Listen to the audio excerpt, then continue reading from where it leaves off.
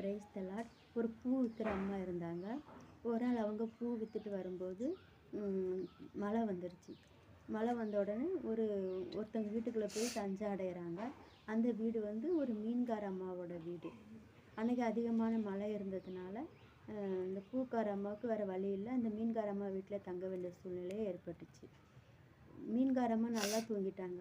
பூக்கார அம்மாவுக்கு வந்து அந்த வீடு பழக்கம் இல்லை. அவங்க வீட்டில் எப்போவுமே பூ வாசனையாக தான் இருக்கும். இங்கே மீன் வாசனையாக அடித்ததுனால இந்த அம்மாவுக்கு தலைவலி வந்து தூக்கமே வரல. அதில் கடைசியில் என்ன பண்ணாங்கன்னா, தன்னோட பூக்கூடையை எடுத்து தன்னோட தலையில் கவுத்திட்டு தூங்கிட்டாங்க.